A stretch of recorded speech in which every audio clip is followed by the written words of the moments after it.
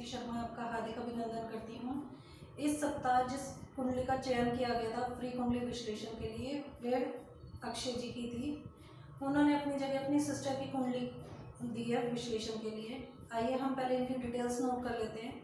इनका date of birth है 4 जुलाई 1995। Time है सुबह के 11:45 और जन्म स्थान है इनका दिल्ली। इनकी कन्या लग्न की कुंडली बनती है और राशि बनती है, चंद्र राशि बनती है सिंह।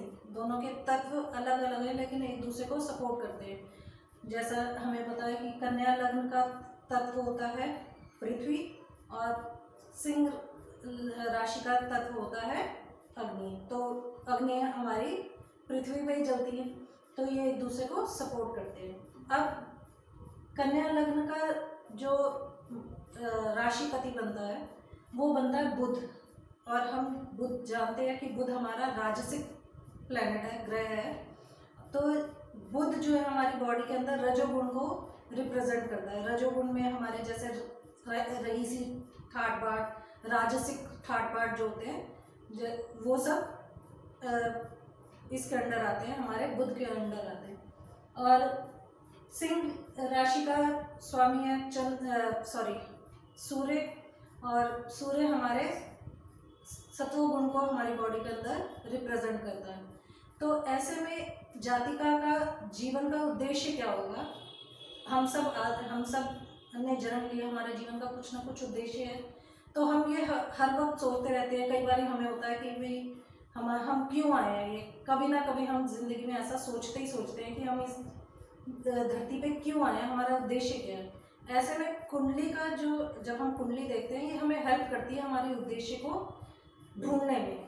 हम मदद करती है इस चीज़ को कि हम किस उद्देश्य को लेके इस धरती पे आए हैं। जब हमें वो उद्देश्य मिल जाता है और हमें पता चल जाता है तो हमें जीवन में आगे प्रोग्रेस करने में हेल्प मिलती है। अब जैसे अब हम इनका देखें तो इनका जीवन का क्या उद्देश्य रहेगा? इनके जीवन का उद्देश्य रहेगा कि मैं अपना लेवल, जो मैं जिस अभी लेवल पे हूँ उस लेवल से मैं आगे कैसे बढ़ूँ। इसके लिए ये जो तरीके अपनाएंगे वो तरीके इनके सत्व गुण से रिलेटेड होंगे, सात्विक होंगे। कोई गलत तरीकों से ये पैसा कमाना या ऐसा करना कि भाई मेरा किसी को क्या कहते हैं, हम अपना लूट खसोट करना या किसी से बेईमानी करके अपने आप को आगे बढ़ाऊँ, ये ऐसा इनका उद्देश्य कभी नहीं रहेगा। ये हमेशा ये चाहेंगी कि मैं अपने लाइफ में प्रोग्रेस करूँ तो उसमें न्याय हो, साथ में मैं किसी भी गलत तरीके को अपनाते हुए ना प्रोग्रेस करूँ। तो ये इनके जीवन का उद्देश्य रहेगा। अब इनके इस उद्देश्य को पूरा करने में इनका लग्न लॉर्ड ही हेल्प करेगा, क्योंकि इनका लग्न लॉर्ड जो है वो 9th हाउस में बैठा है। तो ये भाग्यवान होंगी। तो ये इनका जो भाग्य है इनसे एक स्टेप आगे चलेगा। अगर ये एक स्टेप लेंगे तो भाग्य इनको पूरा सपोर्ट करेगा अपने उद्देश्य को पाने में, इनके उद्देश्य को पाने में। अब इनका 2nd हाउस का लॉर्ड और 9th हाउस का लॉर्ड 10th हाउस में बैठा है। ये एक राजयोग होता है। जब भी 2nd हाउस का कनेक्शन 10th हाउस से होता है तो ये एक अच्छा राजयोग माना गया है कि इंसान अपने ही कर्मों की बदौलत धन संचय करता है। और इसमें भी इनका 10th और 9th का राशि परिवर्तन है। इसको हम धर्मा केंद्र अधिपति राजयोग बोलते हैं। ये बहुत अच्छा राजयोग माना गया है। इनका थर्ड हाउस का लॉर्ड 12th में गया है और 8th हाउस का लॉर्ड भी 12th हाउस में गया है। ये ठीक है, ज़्यादा बुरा नहीं है।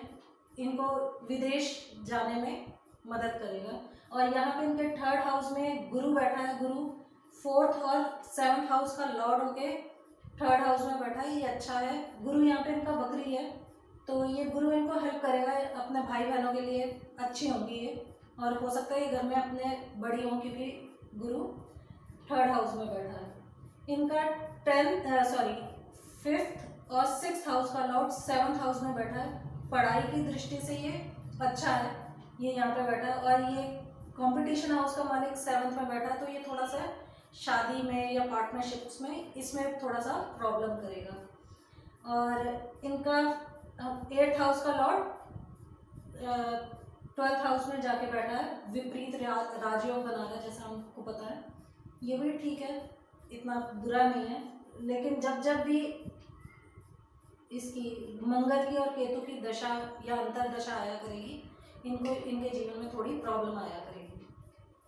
और इनके 11th हाउस का लॉर्ड 12th हाउस में जाके बैठा है, तो इनके खर्चे कई बार अपनी इनकम से ज़्यादा हो जाया करेंगे।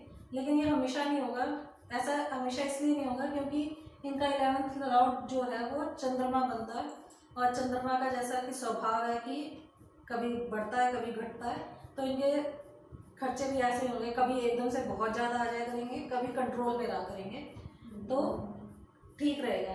धन संचय करने में इनको मनी सेविंग में इनको थोड़ी प्रॉब्लम आएगी, क्योंकि वहाँ पे राहु बैठा है। और किसी भी अगर हम देखें तो किसी भी शुभ प्लैनेट की 2nd हाउस के ऊपर दृष्टि नहीं है। अब इनके क्वेश्चंस देख लेते हैं। इनका क्वेश्चन था, इनके ब्रदर का था, सबसे पहला क्वेश्चन उनका ये था कि इनकी शादी कब होगी, और इनका क्या कहते हैं, लव मैरिज होगी या अरेंज मैरिज होगी। तो इनकी शादी के तो योग चल रहे हैं, जैसे हम राहु में गुरु चल रहा है इनका, तो इनका 7th हाउस एक्टिव है और गुरु अपने ही घर को देख भी रहा है, तो इनकी शादी के तो योग चल रहे हैं। और इनकी लव मैरिज के ज़्यादा चांसेस हैं, क्योंकि इनका 5th और 9th और 10th हाउस का आपस में कनेक्शन बन रहा है, तो ये लव मैरिज को शो करता है। लेकिन ये मंगलिक है, क्योंकि मंगल जो है इनका 12th में जाके बैठा है, तो इनको किसी से भी शादी करें तो ये कुंडली एक बारी मिलवा लें। और इनको चाहिए कि ये शादी, कोशिश हो इनकी कि वे शादी ये थोड़ी अपने जन्म स्थान से थोड़ी दूर शादी करें, क्योंकि इनके 2nd हाउस में राहु बैठा है। राहु जब भी 2nd हाउस में बैठता है तो ये, अगर आप जन्म स्थान से थोड़ा दूर चले जाते हैं तो हेल्प करता है, आपको ज़्यादा दिक्कतें नहीं आती, नहीं तो ये प्रोग्रेस, जो हमारी प्रोग्रेस है उसके अंदर थोड़ी कमी लाता है।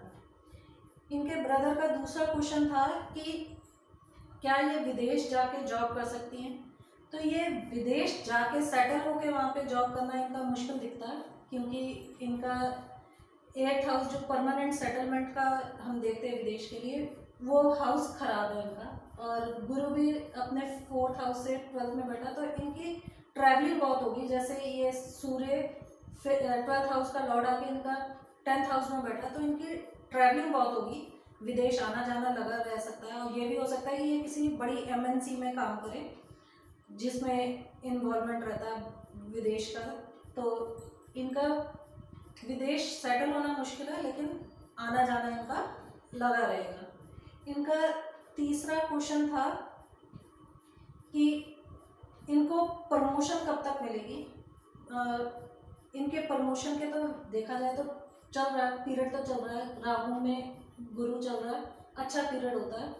लेकिन ये जीवन में निरंतर अगर सोचे कि भाई मेरे को प्रमोशन चाहिए, तो इसके लिए इनको अपने धर्म को साथ लेके चलना चाहिए, अपने आध्यात्मिक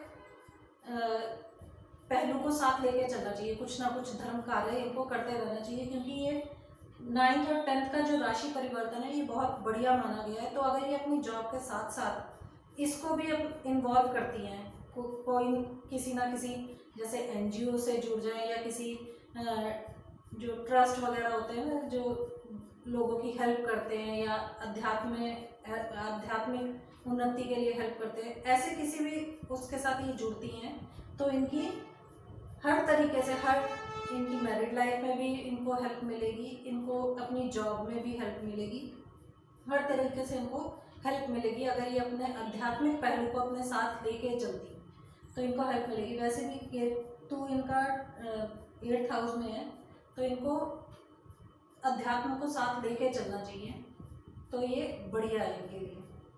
और इनके बस यही क्वेश्चंस थे, और कोई क्वेश्चंस नहीं थे। तो ये इन अक्षय जी की सिस्टर की कुंडली थी। इनको उपाय के तौर पे इनको अपने बुध को बल देना चाहिए। वैसे ये रत्न पहन सकती हैं बुध का, कि बुध जो है इनका लग्न लॉर्ड है, उसका पहन सकती हैं, लेकिन ना पहने तो ज़्यादा बढ़िया है, क्योंकि शनि की दृष्टि बुध के ऊपर पड़ रही है, तो ये बहुत ज़्यादा मतलब कि नेगेटिव भी कर सकता है। रत्न पहनने का ये होता है कि आपकी नेगेटिव और पॉजिटिव एनर्जी दोनों उजागर होती है। लेकिन अगर हम सिर्फ पूजा पाठ करते हैं तो उसके अंदर हमें पॉजिटिविटी मिलने के ज़्यादा चांसेस होते हैं, क्योंकि आप भगवान का नाम लोगे तो आप पॉजिटिविटी अपने आप ही अंदर आने लग जाती है और आप उस चीज़ को फील करने लग जाते हो। और जब आपके अंदर पॉजिटिविटी होती है, जब आपकी बॉडी के अंदर, माइंड के अंदर पॉजिटिविटी होती है, तो आपके काम जो है वो अपने आप ही बनने शुरू हो जाते हैं। और वैसे भी ये इनका लग्न लॉर्ड 9th में बैठा, तो ये अच्छा है। सिर्फ ये बुध को बल दें तो बढ़िया है। एक ये अपने चंद्रमा को बल दें, क्योंकि इनका चंद्रमा भी डिग्री वाइज बहुत कमज़ोर है, 28 डिग्रीज का है। तो इनको अपने चंद्रमा को बल देना चाहिए। शिव जी को एटलीस्ट हर मंडे को शिव जी को जल चढ़ाया करें, और सूर्य को अर्घ दें, क्योंकि सूर्य इनका दिग्बली होके 10th हाउस में बैठा है।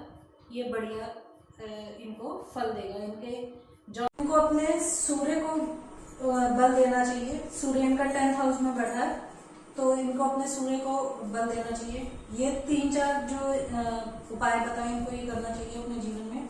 और अपने ये जो 9th और 10th का मैंने आपको परिवर्तन बताया था, इनको इस पहलू को अपने जीवन में अगर ये अपना लेती हैं तो ये आगे ही आगे प्रोग्रेस करेंगी, उसमें इनको कभी कोई दिक्कत नहीं आएगी। और ये जो इनका केतु और मंगल 8th और 12th हाउस में बैठा हुआ है, इसकी भी परेशानियां इनकी जो दशा अंतरदशा में आनी है उसमें भी कमी आएगी, जब ये अध्यात्म को अपने अंदर अपना लेगी, अपने साथ अपना लेगी। और ये थी अक्षय जी की सिस्टर की कुंडली।